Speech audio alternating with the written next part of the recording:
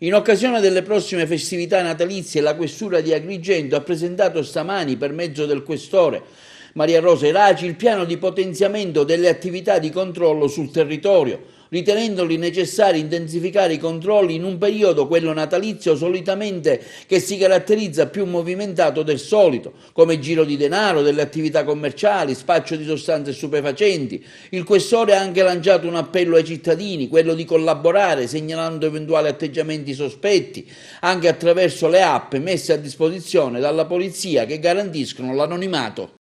Abbiamo programmato tutta una serie di interventi sul territorio per garantire la sicurezza, soprattutto in un periodo molto sensibile quale quello delle festività natalizie, periodo che spesso attira appetiti delittuosi e che noi cerchiamo di frenare con un massiccio controllo sul territorio e centrale e periferico, e soprattutto anche con pattuglie appietate nelle zone storiche, quale la via Atenea o i centri commerciali di la Valle dei Templi e le vigne che sono in territorio di Canicattì.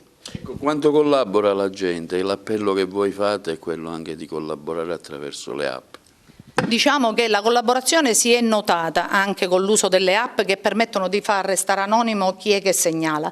Auspichiamo una maggiore sensibilità da parte della gente, siamo qui proprio per questo, per controllare le persone sospette ed evitare che le stesse commettano reati. Quindi tante volte l'intervento successivo non ci permette poi di garantire la sicurezza che vorremmo se avvisati per tempo e tempestivamente sulla persona che si vede in maniera sospetta girarsi nelle vie cittadine. E quindi si auspica che le vittime non solo segnalino, ma anche i cittadini quali sentinelle sul territorio ci avvertano in caso di anomalie, perché noi siamo proprio lì per intervenire, per fare questo. Il nostro compito è proprio questo, garantire la prevenzione e il controllo del territorio. La prevenzione per non passare alla repressione. Certamente, e certamente la prevenzione proprio evita che si passi al secondo livello di repressione. La prevenzione, se funziona e funziona bene, non permette al cittadino, alla persona sospetta di commettere il reato. Fra l'altro la prevenzione non solo nel controllo delle persone, ma nell'applicazione delle misure di prevenzione predisposte dalla normativa,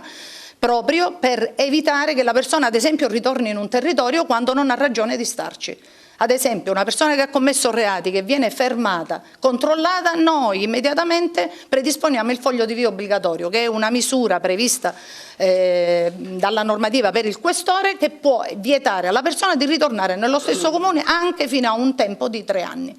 Quindi questo ci permette chiaramente di evitare che soggetti che non vengono graditi al territorio perché in atteggiamento sospetto, perché hanno già commesso reati e non hanno ragione di starci, vengano allontanati e non venga più permesso a loro il rientro, salvo poi ad applicare una sanzione penale nel caso di violazione. Siete soddisfatti anche dei risultati conseguiti finora dalla Polizia di Stato, specie il sabato sera, nel fronteggiare la movida agrigentina? Sì, siamo molto soddisfatti di come sta rispondendo intanto la collettività, perché tanti esercenti trovati in difetto con l'applicazione delle regole si stanno mettendo in regola, quindi questo percorso di legalità ci soddisfa appieno. Chiaramente continueremo in questo settore, intanto a vedere il rispetto della normativa da parte degli esercenti, perché se una normativa c'è prevista per alcune situazioni è chiaro che ha una ragion d'essere, quindi noi dobbiamo garantire la sicurezza anche in questo settore.